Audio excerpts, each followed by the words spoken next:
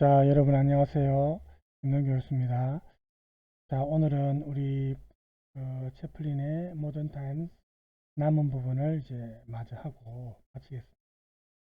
여러분 텍스트 180쪽에 보면 욕망의 유토피아라는 부분이 있죠. 오늘은 이 부분부터 이제 남은 부분을 마저 하겠습니다. 자, 우선 하기 전에 우리가 정리하는 의미에서 이 채플린의 모던 타임즈를 전체적으로 요약해주는 영상을 제가 하나 준비했는데 그걸 보고 나서 텍스트를 보겠습니다.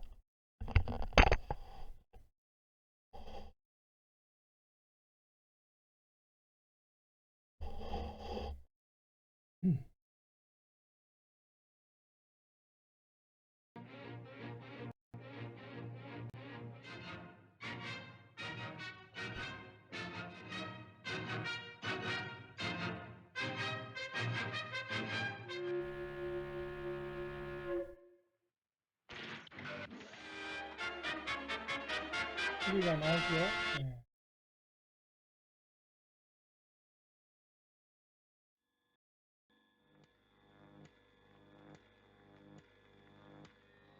Section 5, speed her up, 4-1. Just coming through loose on bench 5, attention foreman.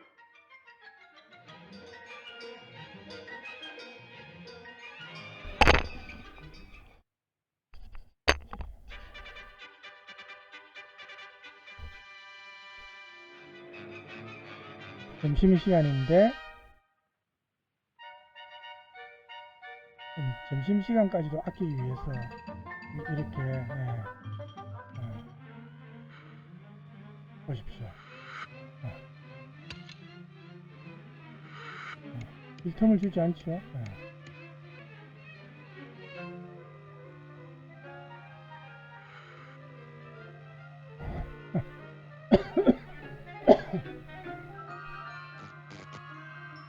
이게 이제 판매원이 이 기계를 팔기 위해서 점심시간 줄일 수 있는 이 기계를 팔기 위해서 지금 다가한테 이제 홍보를 하는 겁니다. 세포가 튀었습니다.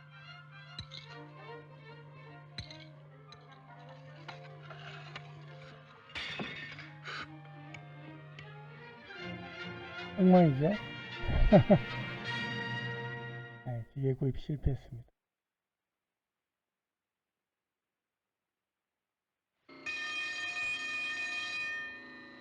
Section 5, give her the limit. 이렇게 감시하면서 지금 업무 효율이 늦은 쪽은 또 독촉을 하고 이런 것도 상징적입니다. 사람이 기계와 한 몸 된 거죠. 아까는 이제 정신병적인 이제 뭐 그런 증세를 지금 보입니다.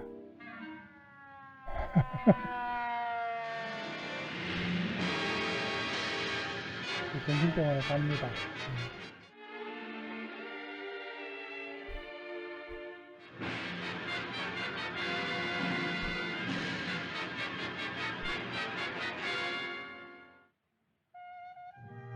대공황 시대에 이제 이렇게 문을 많이 닫았죠.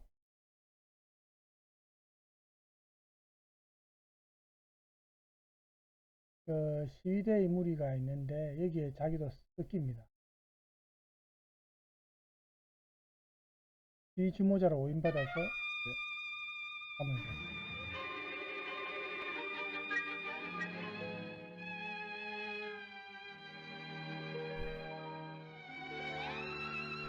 가족들에게 이제 바나나를 준비해서 나눠 먹고 있습니다.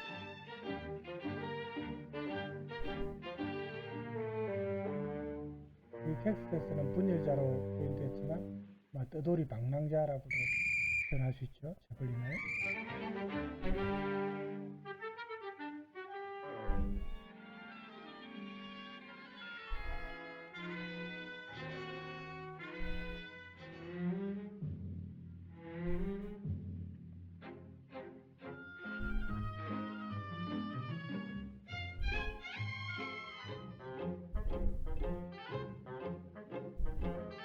가루가 뭐 마약인지 뭐 하여튼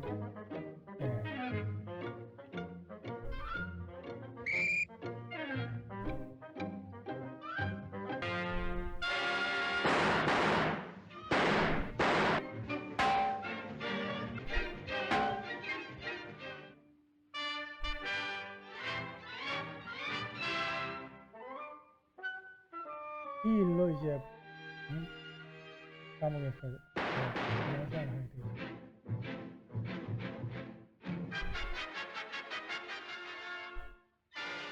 이 소녀의 아버지입니다.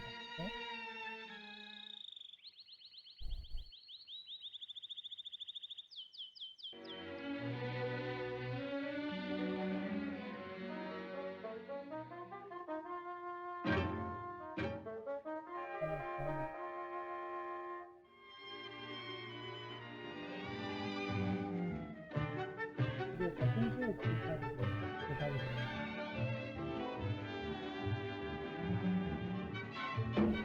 우리 가끔 제대로 일을 하지 않지만 항상 많습니다.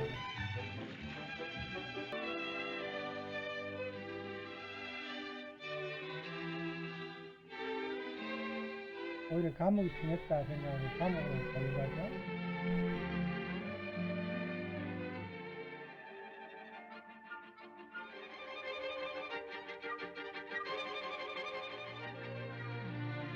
오히려 꼬머리가 셰프님이 자기가 죄를 했죠.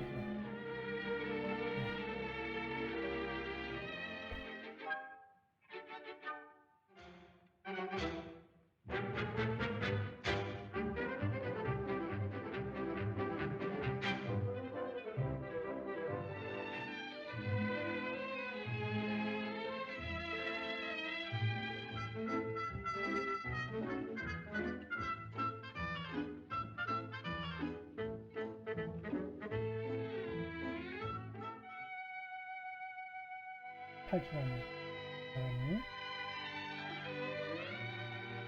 빨리 셰프님 걷는 제 모습이 진짜 크다죠.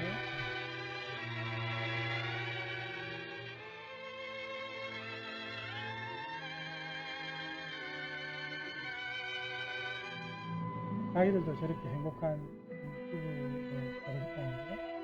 근데 이 부분은 지금 환상은 아니고 그 사람들 집에 실제로 들어가서 그죠? 일시적이지만 그런 행복감을 느끼려고 하는 아직은 이제 상상이네요. 백화점은 이제 정비로 없었어요.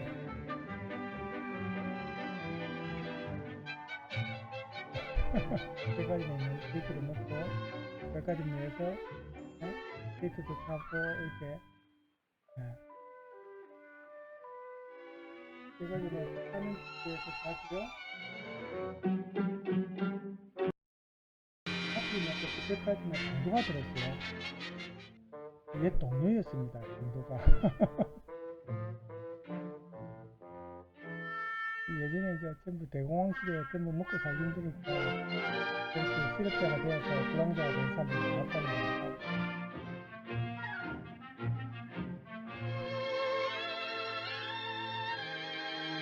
북한에 지나가간 자 자기들만의 보금자리를 마련했지만 너무 묵사하지요. 일이 열심히 또 해요. 너무 우수하기 때문에 이렇게 뭐 다 부서져 버립니다. 건드리기는 해도.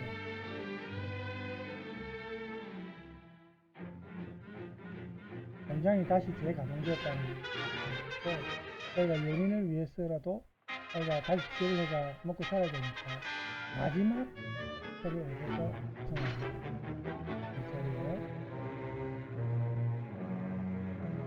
일을 또 오래 못하겠죠. 파업 기간이 걸려가지고 하필이면 또 그 환자를 잘못 받아서 벽돌이 경찰한테 맞습니다. 또 경찰서 끌려가죠.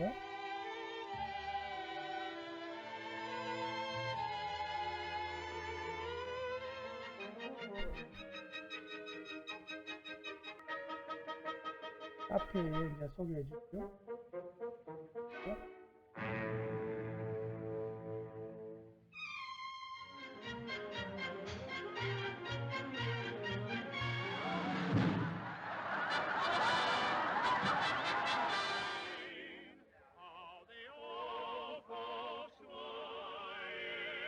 가사를 자꾸 잊어버립니다.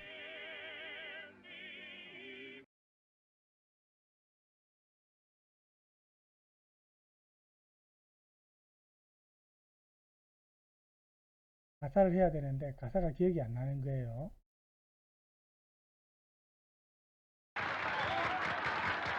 그러니까 이탈리아어로 아무 노래를 했는데 사람들이 이탈리아를 모르니까 근데 노래를 어쨌든 잘해서 인기가 있습니다. 성공을 하죠.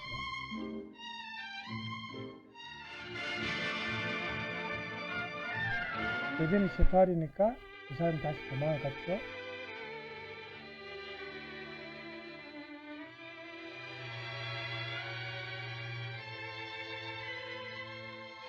라고 말하죠. 평생 셰프는 삶을 긍정적으로, 그죠? 하려고 하는 낙관주의적인 그런 저번도 얘기했지만 대공황 시대라는 그 시대적 배경을 우리가 고려하면서 이 영화를 봐야 되겠죠.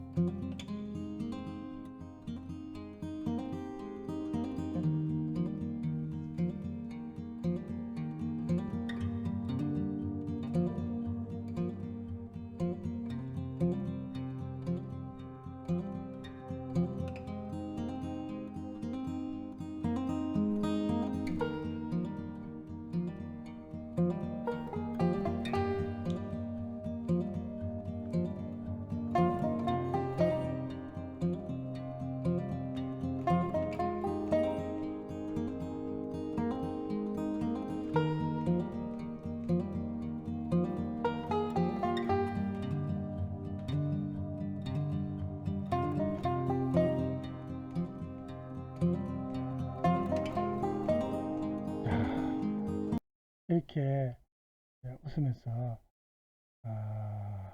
영화가 끝났어요. 자, 그래서 우리가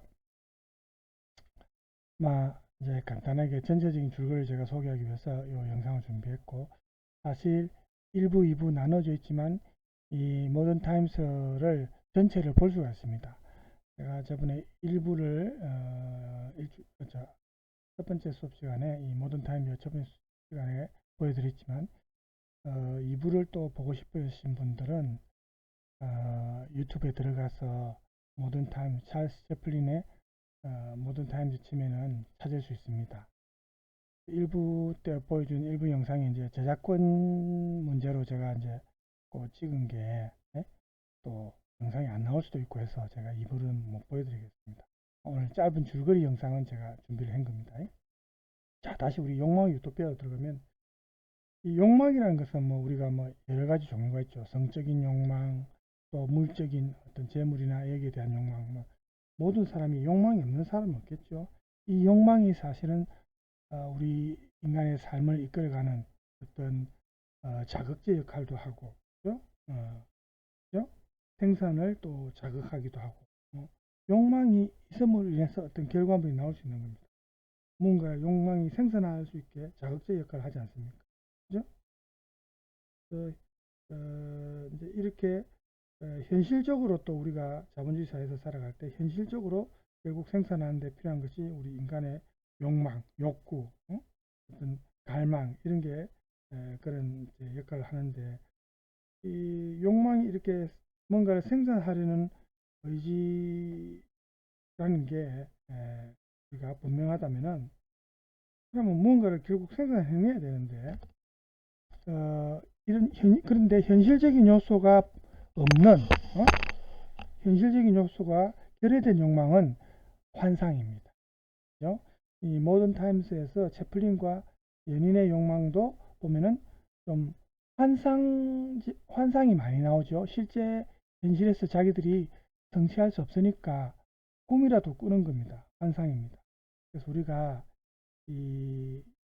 이런 이제 현실과 환상이라는 두 가지 이제 모습들을 이 영화에서 많이 보게 되는데, 이제 환상과 같은 경우에 예를 들어서 경찰차에서 이렇게 탈출한 이 두 사람이 채플린과 그 소녀가 어느 집 앞에 앉아서 이제 또 꿈을 꾸는 환상이 있죠. 과일이 아까 우리 영상에도 나왔지만 과일이 달린 베란다에서 퇴근한 채플린이 소젖을 받고 또 그 연인은 저녁 식사를 준비하고 이게 이제 환상이겠죠. 꿈입니다.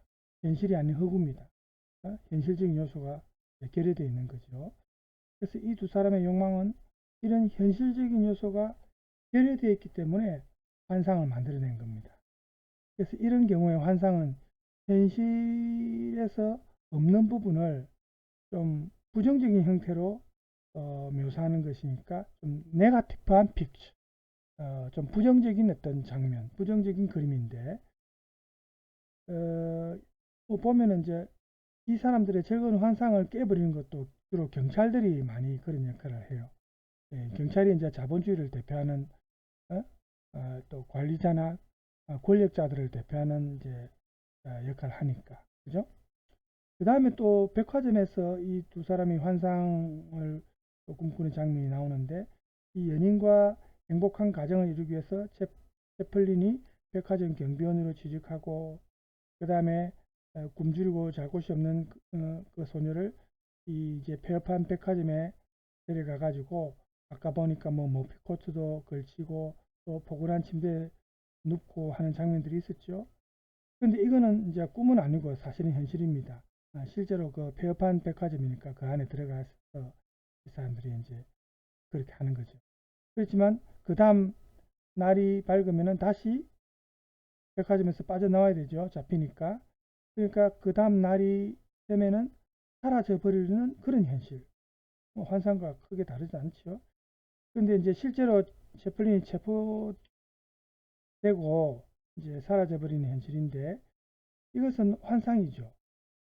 그런데 이제 첫 번째 환상하고는 좀 다른 게, 단순한 어떤 허구적인 꿈은 아니고, 그죠?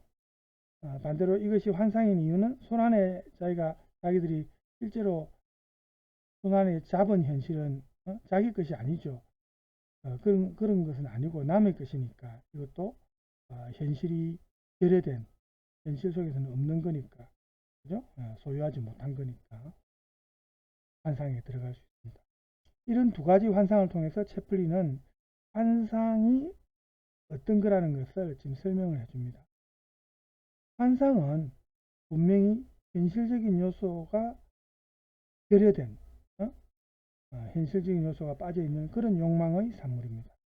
그런데 이 결여라는 것은 현실적인 요소가 이제 붙어야 하는 거죠.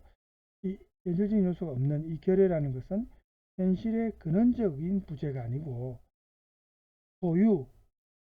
소유하고 싶은 욕망, 이런 것 때문에 나타나는 결여입니다. 자기가 지금 소유하지 못했으니까, 그게 없는 상태니까 결여입니다. 그래서 이건 배가 고파야 일을 한다는 그 근대의 부르주아적인 욕구 개념하고도 아주 유사합니다. 욕망이 무언가를 생산하려 하기 때문에 거기에 필요한 현실이 없기 때문에 이런 환상을 낳는 거죠. 그죠? 그런데 이렇게 채플린과 그 연인이 그 환상, 꿈을 꾸는 것은 두 사람만 그런 건 아니고, 그 세계 경제적인 대공황 시기에 수많은 사람들이, 수많은 노동자들이 그런 꿈을 꾸고 자기들이 이제 그렇게 살고 싶었겠죠. 그런 꿈을 꾸고, 또 현재 우리 시대, 현대에도 많은 사람들이 욕망하는 그런 거거든요. 이 환상이. 결코 개인적이라고 할 수 없는, 어떻게 보면 우리 인간 전체 집단적인 욕망이다. 집단적인 어떤 충동이다. 그런 게 이제 동일하다고 볼 수 있습니다. 이런 뜻에서 우리가 이걸 집단 환상이라고 표현합니다. 그 표현이 182쪽에 보면은 여기 나오죠. 이런 뜻에서 집단 환상, 그룹 팬터시라고 우리가 명명을 할 수 있다는 겁니다. 그래서 이렇게 다수의 사람들에게 강요되는 자기한테 부족한 결여, 또 이 사람들의 욕망, 여기에는 거리감이 많이 있죠. 이런 거리감 때문에 생긴 게 환상인데, 이런 점에서 볼 때 이런 환상은 현실의 결여에 대한 비판, 이 환상이라는 것은 현실 속에서 자기들이 그걸 소유하지 못하고 갖지 못한 그런 것에 대한 비판입니다. 왜 우리가 이렇게 꿈만 꿀 수 있고 현실 속에서 이걸 가질 수 없느냐, 항상 이렇게 굶주리는 노동자로 프롤레타리아 계급으로만 살 수밖에 없느냐, 여기에 대한 비판입니다. 그래서 이 때문에 채플린은 자신들이 꿈꾸는 집이나 현실 속의 집을 다시 한번 대비시킵니다. 꿈과 현실을. 그래서 연인이 마련한 집은 보면 아까 우리 동영상에서도 봤지만 굉장히 흐름하죠. 벌써 집 외부의 모습도 그렇고 자기들이 꿈꾸던 환상적인 집은 아닙니다. 풍요로운 집은 아니고 집에 들어가 보면은 문 위에 한자가 떨어져서 채플린 머리에 받치고 빗자루 세워둔 것도 치우니까 지붕이 내려앉고 그런 집입니다. 테이블도 이렇게 건드리면 테이블이 폭삭 주저앉고 의자에 앉으니까 바닥이 내려앉고 신체에 닿기만 하면은 어느 성한 곳이 없어요. 집이 그만큼 허술해요. 그래서 이렇게 현실의 집은 철저하게 환상 속의 집하고는 대비됩니다. 반대지요. 그럼 이런 영화 속의 이런 내용을 통해서 채플린이 말하려는 의도는 무엇일까? 이 두 사람의 꿈이 허구적인 환상일 뿐이다 하면서 항상 자조하고 자기 자신에 대해서 자기 자신을 파괴하는 그런 면을 보여주기 위해서 이런 영화 속에서 이런 장면을 넣었겠습니까? 사실은 이런 환상에 대한 어떤 냉소나 자조를 찾아보기 힘듭니다. 채플린의 행동을 보면 항상 웃고 자기가 어디에 부딪히고 깨지고 이래도 채플린은 항상 괜찮다는 표정을 지으면서 연인을 위로하고 항상 그러거든요. 또 연인인 소녀도 역시 마찬가지로 똑같이 거기에 동조하면서 오히려 채플린을 위로하고 달래고 그런 장면들이 많이 나옵니다. 물론 환상이 깨지는 것은 분명한데 이런 흐름한 집에 부딪혀서 환상이 깨어집니다. 그죠? 하지만 이 채플린 감독이 정말로 자기가 깨고자 하는 것은 이 환상이 아니라 현실입니다. 그 당시 경제대공황에서의 어떤 현실. 그래서 채플린이 이런 식으로 누구든지 갖고 싶은 혹은 갖고 있을 법한 이런 아름다운 환상 이거하고 노동자라면 누구라도 피해가기 힘든 누추한 현실을 이렇게 서로 대비시킵니다. 이렇게 대비시킴으로써 현실의 누추함에 대해서 오히려 비판하고 풍자하는 거죠. 날카롭게. 그 환상의 집이 현실의 집과 너무나 비교가 되고 너무 거리가 멀면 멀수록 이 비판의 강도는 더 세어지고 비판의 칼날은 더 예리해집니다. 즉 채플린은 이 현실과의 충돌을 통해서 환상을 깨버립니다. 그렇게 환상을 깨므로써 사실 현실을 깨고자 하는 그런 어떤 의도가 이 영화에 담겨 있다. 이렇게 우리가 볼 수 있다는 거죠. 이런 점에서 채플린은 비판으로서의 어떤 유토피아, 환상에 들어가죠. 비판으로서 이 유토피아의 의미를 정확하게 이해하고 있다. 이렇게 우리가 볼 수 있습니다. 집단적인 욕망이 우리 인간의 집단적인 욕망이 생산하는 어떤 집단 환상, 아까 우리 집단 환상에 대해서 여기 말했죠. 많은 사람들이 공유하는 이 집단 환상, 이거는 사람들이 흔히 유토피아라고 이제 말해온 건데, 이것은 어디에도 현실 속에서는 없다. 그러니까 이제 환상이죠. 그렇지만 그것은 단지 허황된 꿈만은 아닙니다. 오히려 이것은 현실에서 결여되어 있기 때문에, 없기 때문에 이 현실 속의 어떤 누추함, 여기에 대한 비판이다. 통렬한 비판이다. 이렇게 우리가 생각할 수 있는 겁니다. 유토피아는 우리 인간이 비참하고 비인간적인 상황에 처했을 때 현실로서 존재하는 것을 반박하고 비판하고 또 이걸 수정할 수 있게 해줍니다. 유토피아는 이 정의를 벗어난 현실 상황, 부당한 현실 상황을 측정할 수 있는 어떤 척도 역할을 하는 게 유토피아라는 겁니다. 이제 블로흐가 한 말인데 유토피아의 의미라는 책에 나오거든요. 이 보면은 어디 있습니까? 여기 나오죠? 블로흐의 유토피아의 의미라는 책 323쪽에 나오는 내용입니다.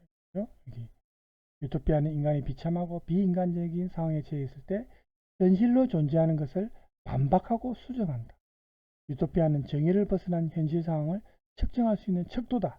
이렇게 블로우가 정의를 내렸습니다. 그래서 채플린이 잘 이렇게 영화 속에서 보여주고 있듯이 유토피아는 분명히 우리 인간의 의지 혹은 욕망 이거하고 실제 현실 간의 어떤 거리감, 어떤 차이에 의해서 만들어지는 게 유토피아입니다. 이런 점에서 볼 때 이런 환상의 세계라고 볼 수 있는 유토피아라는 것은 우리가 충분히 정복하지 못했던 그런 세계, 우리 노동자들이, 가난한 인간들이. 그래서 분명히 미래의 세계가 아닌 과거의 세계, 이렇게도 볼 수 있는데, 하지만 이것은 동시에 과거의 세계로부터 좀 더 나아가려는, 그죠? 희망이 담겨 있는 욕망을 포함하고 있다는 점에서 이 욕망과 현실의 거리감을 메우려는 그런 의지의 산물이 아닐까, 이런 생각도 우리가 할 수가 있습니다. 그래서 여기에서 우리가 니체의 어떤 관점을 또 들려올 수 있는데요. 이 두 가지 유토피아를 구별할 필요가 있습니다. 하나는 우리 책에서 니체의 관점과 관련된 부분이 여기 나오죠. 니체의 관점.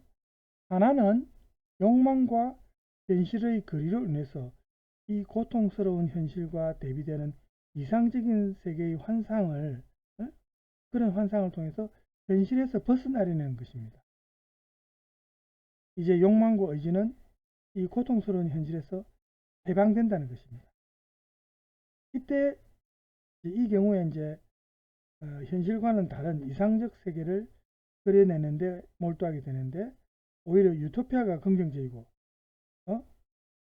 긍정적인 그런 이미지로 이제 제시가 됩니다.